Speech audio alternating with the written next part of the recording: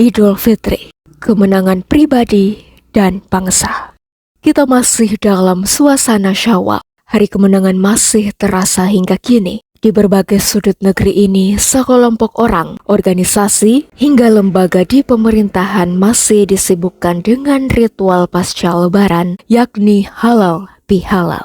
Sepertinya Lebaran tidak afdol jika tidak dibarengi dengan ritual atau tradisi halal bihalal. Sebuah ritual dan tradisi yang ada di negeri ini sejak masa silam hingga saat ini. Dan begitulah bangsa ini memaknai dan menyelami makna hari kemenangan itu. Bahwa kemenangan itu tidak lagi bersifat individual, tetapi bahkan jika perlu, kemenangan itu adalah kemenangan bersama seluruh kolega, handai taulan, dan tetangga. Prosesi halal bihalal yang dipandang sebagai bagian dari Idul Fitri ini membuktikan satu hal, yakni sikap dan perilaku orang Indonesia yang sejatinya selalu hidup rukun dan guyup, serta memiliki keluhuran budi untuk tidak saja menikmati kemenangan itu sendirian, tetapi perlu melibatkan banyak orang. Dalam suasana keguyuban ini, kita semakin menyadari betapa ikatan-ikatan sosial negeri ini sulit untuk direnggangkan oleh berbagai kepentingan pragmatis dan sesat.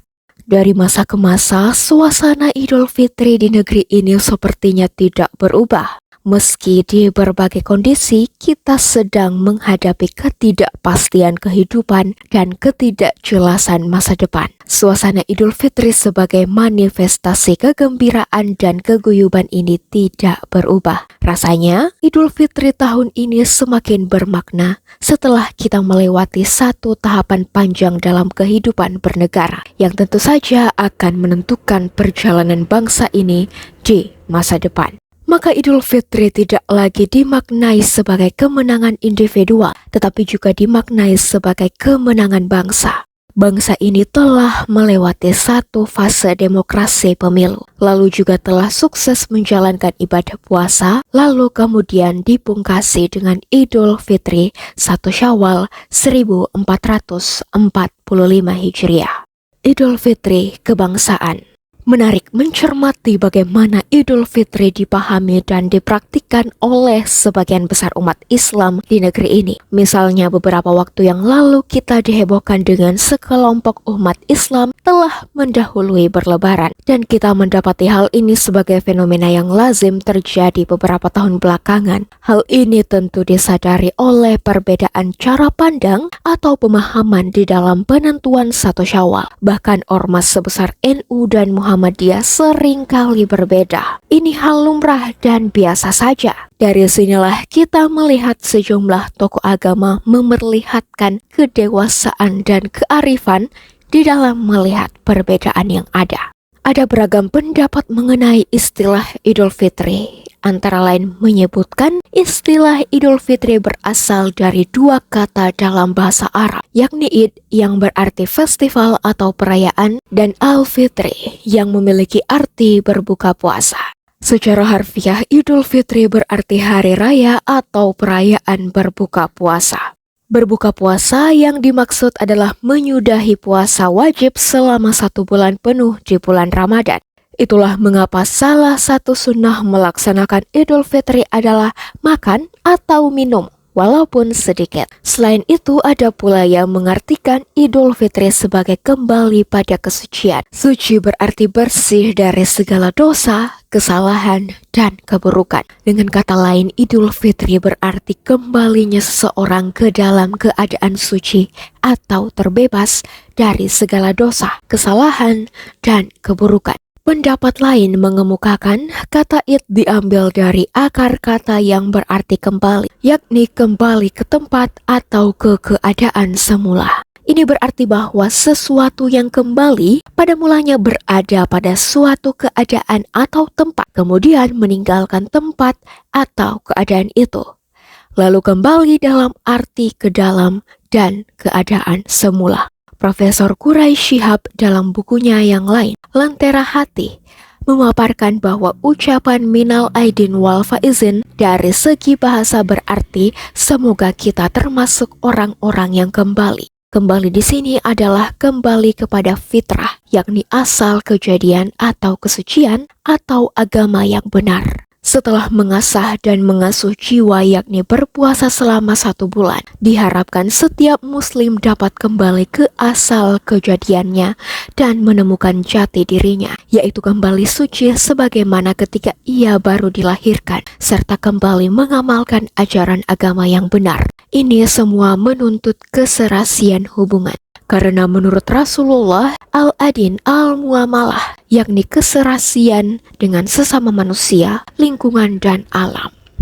Syekh Sulaiman bin Muhammad bin Umar al-Bujairami dalam kitabnya Hasyiah al-Bujairami al-Hatib memakai esensi hari raya bukan sekedar tentang memakai pakaian baru dan sesuatu yang serba baru. Meski pada dasarnya dianjurkan atau sunnah, menggunakan pakaian baru pada hakikatnya bukan maksud dari hari raya yang sesungguhnya. Syekh Sulaiman mengatakan Allah Subhanahu wa Ta'ala menjadikan 3 hari raya di dunia untuk orang-orang yang beriman, yaitu hari raya Jumat, hari raya Fitri, dan Idul Adha. Semua itu dianggap hari raya setelah sempurnanya ibadah dan ketaatannya. Dan Idul Fitri bukanlah bagi orang yang menggunakan pakaian baru, namun bagi orang yang ketaatannya bertambah. Idul Fitri bukanlah bagi orang yang berpenampilan dengan pakaian dan kendaraan, namun Idul Fitri hanyalah bagi orang yang dosa-dosanya diampuni.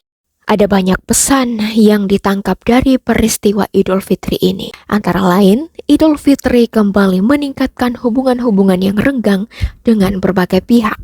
Dari sini kita dapat mengambil hikmah Idul Fitri berupa kebersamaan dan perdamaian.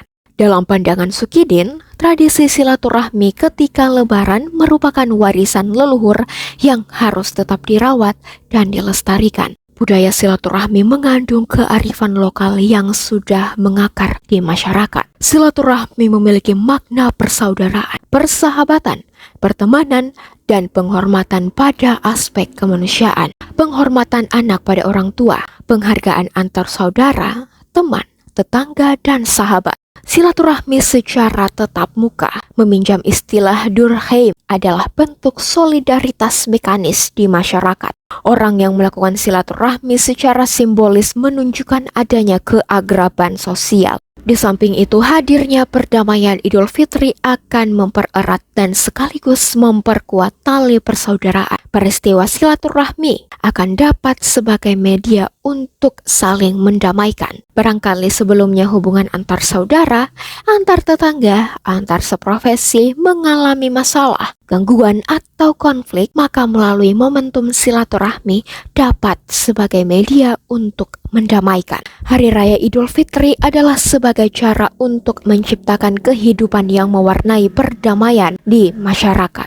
Terakhir, menurut Sukidin, Idul Fitri juga dapat dipandang sebagai momentum bagi semuanya, terutama para tokoh pengambil kebijakan dan tokoh-tokoh politik seperti anggota legislatif, eksekutif, dan yudikatif untuk melakukan tabayun atau rujuk nasional. Bila sebelumnya mereka saling berantem, saling ngotot dengan argumentasi yang tidak jelas, saling mempertahankan egonya, maka saat Lebaran semuanya harus diakhiri. Kemenangan sejati adalah ketika seseorang mampu menaklukkan karakter egonya. Hidupnya menjadi pengamal nilai luhur dan pembela kemanusiaan. Harapannya pasca Lebaran mereka mampu menunjukkan sikap yang lebih toleran, moderat, merangkul dengan lainnya, sehingga atmosfer demokrasi nampak disemangati oleh perdamaian. Walhasil, dengan menyelami kedalaman makna Idul Fitri dari berbagai perspektif, kita dapat mempersembahkan sebuah perspektif baru Idul Fitri dalam konteks kebangsaan. Dalam arti ini, Idul Fitri adalah perayaan keagamaan sekaligus perayaan kebangsaan. Betapa tidak, Idul Fitri tidak saja menjadi milik umat Islam, tetapi di beberapa tempat umat lain turut bergembira dengan perayaan Idul Fitri. Sebab di sana ditemukan perdamaian, kebersamaan, dan sekaligus kegembiraan bersama. Momentum ini tentu diharapkan akan terus menjadi tradisi dan kebiasaan masyarakat Indonesia hari ini dan di masa mendatang. Wallahu alam bisyawab.